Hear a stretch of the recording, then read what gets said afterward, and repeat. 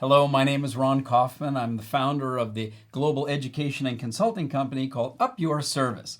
And we have the pleasure today of interviewing the CEO of FIJI Airways, someone who over the years has also become a good friend, Mr. Andre Viljoen. Andre, pleasure to be with you. Hello, Ron. Nice to be here. Thank you very much. Now, you and I have known each other, Andre, for a number of years before you became CEO at FIJI Airways. And I wonder, since you're a person who says he likes to make history, give us a little bit of your history. What's some of the background of who you are? So, Ron, I'm a chartered accountant, believe it or not, by training. And I used to be CFOs. And I quickly learned that if you stick your nose in enough stuff, you get some blood noses along the way, but you get to know businesses backwards. And before you know, you from CFO, you become CEO. So I had that experience at SA Express in South Africa, which is a feeder airline to the main carrier, South African Airways. I was CFO, became CEO. Then I went across to South African Airways, became CFO, then eventually CEO and president. And from there, I moved to an island, which is Mauritius. Yeah. And I was CFO and became CEO. And I'm now in Fiji. So I have a long history of being both CFOs and CEOs of airlines. Yeah, which is not the same role. No, very different. Yeah. But I learned very quickly that the most important asset in a business is the people. Mm-hmm. It's not the aircraft, it's the people. Mm-hmm. And if you inspire and motivate people, you have a very different business to one where you have a culture that you're just driving performance without caring for the people. So I always joke and say that when you look at emotional intelligence, or EQ as they call it, the four components are emotional control, empathy, engagement, and lastly collaboration. When I did a test, there's a test you can do to see your levels of competency. It came back initially and said I was an emotional cripple. Oh dear. And I then went and did emotions 101 and 102, and very quickly got myself to a level where I could inspire people. That's inspiring to hear your own path with that. And to me, that's one of the, I would call, key ingredients of my success as having moved from the CFO role to CEO in 4 airlines. Beautiful, beautiful. Really bringing that emotional capability up in yourself so that you can engage others with that. So, they say one of the big tests of leadership is, are you vulnerable? Yeah.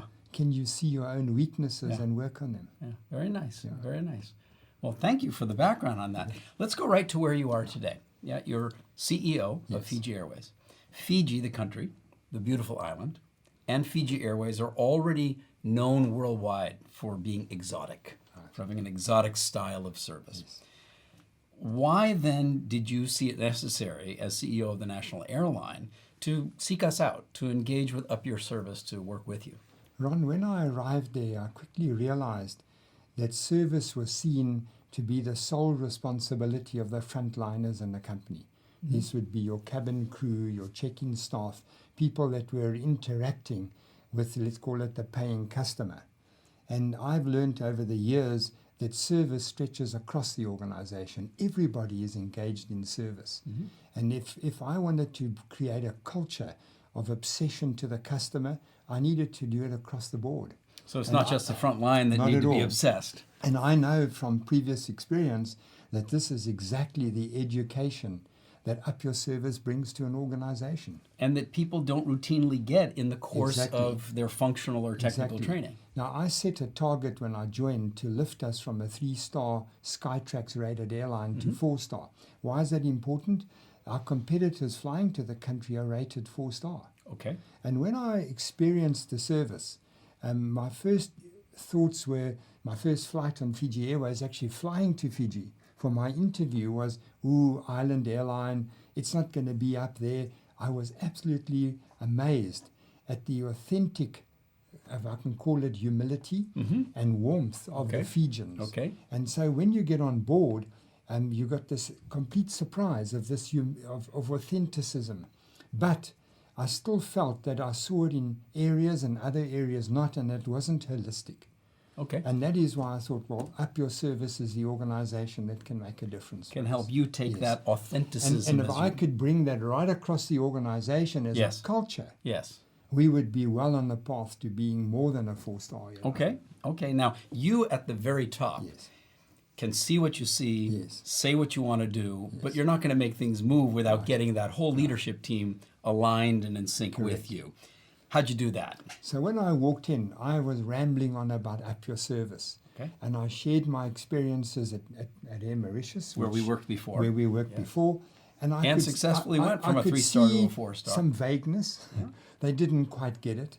Okay. And I knew that the day that you come and launch the program, and Ron himself, with the inspiring way you do it and the examples you use, and I almost call it, knocking home the reality of where we're at and what doesn't work and how you can do it differently would make the difference. And I have to tell you that's exactly what happened. Good. If you recall, you ran an intense workshop for the executive team. Yes. Then you did the wider leadership, so you did from 30 people to 100 people. Then you did an even wider group of 200. Then you did the stakeholders in town. You did our board. By the time you left, there was a step in everybody's walk that just said, this is what we need. This is what we're committing to.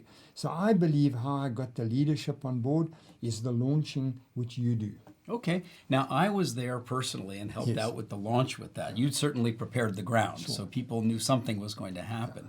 But since I was there, you've also had my colleague Linda come in, and she's been doing work with your workshop leaders, and you've had Sham come in. So tell me how to... So the key to this is, I would call it the preparation we did with Sham even before you came. Okay. Where we sat back and said, you have a company vision, and a company set of strategic objectives, one of which is service quality. What does that actually mean? And what is your service vision as opposed to the company vision? And we sat down and said, well, what do we need to do in this company? We all need to take the next step up. And one of our values is working as one. If you look at the Fijian history and the culture of Fiji as a country, it is very community-based. It is working together. So working as one. Now, that's a very important, I would call it value, because it can mean working as a team or you individually. Right. So you can work as one, Got it. or you can work Very as nice. one together. So we use that value and link to it the words work as one to step up. And Very we nice. created that as our service vision. And Sham from your organization sat with us and we worked through a number of strategic objectives. We said, what will it take us to work as one to step up? Well, the first thing we realized, in some areas in the business, our basics weren't 100%. Okay. So we decided to call it perfecting the basics rather than fixing. That's right. So we set a strategic objective one of the service vision. Get the basics right. In other words, perfect the basics. The second is for us together to show service leadership. If everyone in the organization can show that service leadership, which means I take accountability, I can take and exercise responsibility and step up and make a difference, that we will all be showing service leadership. Then the next one we said is, if we're going to do any improvements, it has to be innovative, not just an ordinary improvement. We want to really be stepping out of the box. Not just a small incremental, that's part of the perfecting. Then the other one we also said is, we have a culture, which is a culture of warmth and humility, but let's try and put some words around it that our people can identify with it. And we actually then came up care and passion. Because I always say, when you meet a Fijian and he says, Bula! Yes, they do. People at first say, wow. Whoa, something's happening here. But when he says it and you feel it, it's actually that care and passion they're showing. It's authentic. It's from the heart. So somebody said to me the other day, how would you describe the Fijian culture or humility or service? And I'd say, it's from the heart. Yeah. That's the difference. It's care and passion from the heart. Authentically from the heart. And so one of the things we want to drive home with all the staff, no matter what you do, deliver it with that care and passion from the heart. Beautiful. And then lastly, we would not tolerate service providers or even our own staff who do not put in their best efforts to deliver properly. And so have you moved some people on? So I have fired a lot of people. Okay, I you have put it fired straight. a lot of service providers, but today those that work with us understand we are intolerable Yeah. when it comes to service delivery. Got it. And that has to be one of the core basics that you have to have if you want any program to succeed. Right, right. And that's a key message you send into a culture. Yes. When you actually designate someone and say, you're no longer aligned with who we are becoming, No. and you need to move. Sure. Because everybody else who's been working with those people, they know. Yeah. But to see you actually make the tough call and say people need to move on is as important as what you do with the people who So stay. I replaced more than half of my leadership team Okay. who just, when you said, how did I get them aligned? After your launch, many were aligned, but one or two didn't quite get it and weren't prepared to work at it. Grow. Well, they're no longer with us. Okay. Okay. The team I have today are completely and absolutely committed. So where are you now, and what's next? Right, so we've achieved a lot on that journey. We've got all our staff, and that's one of the things I forgot to emphasize. What's been amazing in this is our staff, other than the frontliners. So out of the 1,300 people, and you take your frontliners or 600 of that, more than half have never had any form of involvement, engagement, and any focus on service. It's been get on, do And your yet job. you've been in the service industry all these years. Absolutely. People thought we're just running an airline. And they're not engaged at all. So putting them through the 2-day workshop where we educate and start creating a culture. So we've got that, they all understand clearly it's not a service process training. Okay. It's an Very good. education. It's not scripting. Yes. It's not procedures. Every day I walk in the corridors, a staff member will say to me, service, taking action to provide value to someone else.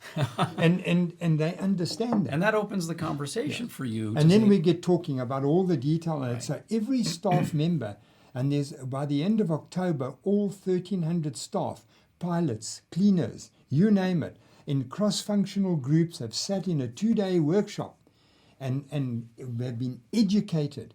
And we've started forming a culture. So the one thing all my leadership understand, culture is formed through action. Right. So Application. the action and application is changing the culture, and we see the difference. Okay. That beautiful, from the heart, authentic care and passion now has a complete organization behind it delivering that. Beautiful. As opposed to just a few. Now, you've talked about the education where people are learning fundamental principles and then you're supporting them with various activities and parts of the organization. Are there any of those supportive activities you want to talk about, the building blocks? Yes. So before I get to that, the other important feature of the workshops is not only do we now have everybody attend a workshop, which they've never had before. Now, the buzz in the corridor is, I actually mean something in this organization. I'm important. I have a voice. Because they've never had a voice before. Nice. In the workshop, as you know, we take a number of service transactions and we take all the perception points. We rate them in terms of the service levels, and then they engage to find solutions. The fact that we give them that opportunity and that they have a voice, and from that we've delivered a number of quick wins, has made an amazing difference to the morale and the inspiration in the business. So in a relatively short period of time, coming up with an outstanding vision, work as one to step up, giving people that fundamental education that they never got before about what does it mean to be in service, inspiring them with that and engaging them, passion and care, the authenticity that's genuine Fijian, and then helping them put all that to work. So in the workshops, they learn these principles and they learn how to apply them. What about after the workshops? Are people continuously applying these at work? So I think it's pretty much in keeping with the vision, which is working as one to take stepping up. We've ensured that at the end of every workshop, every participant prepares a step-up plan. Personal what plan. they're going to walk out, what they're going to walk out and do in their job tomorrow morning that is stepping up. Got it. It is signed off by their executive management. Smart. And it is monitored. And we've put a reward scheme around it. Every quarter, you have to have delivered your step-up plan and refresh it with a new one and you get a reward of $300 in your bank account. If you don't have it, you don't only not get the reward, but you get what we call a parenting discussion. Because we've broken our meetings that we hold in a company under the 3 Ps. It's either a partnering meeting where we Working together, open, yeah. or it is a prescriptive meeting. So I've listened enough, and now I tell I'm them going to tell what's you going what to happen. do, right? Or it's a parenting meeting. There's some coaching that needs to be done here. And yeah. parenting meetings can be tough discussions. Yes. So if you don't deliver your step-up plan every quarter and show clear stepping up actions that you've taken, there's a very intense parenting meeting. Okay.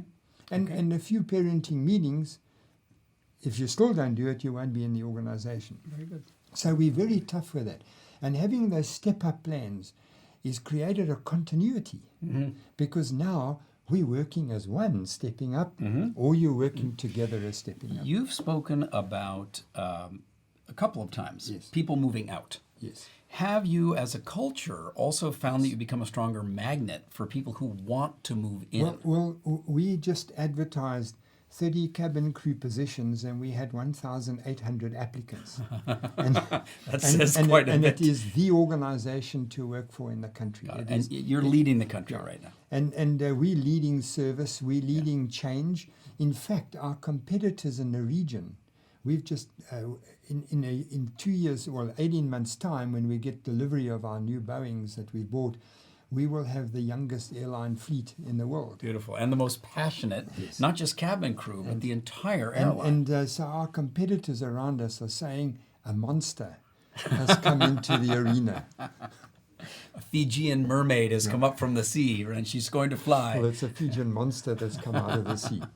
But we're very proud with what we've achieved, and You I'm should very be. proud with what the people have done. Very good. So when I say we move them out, I've really moved management and executives out, because they've got to lead it and set the pace.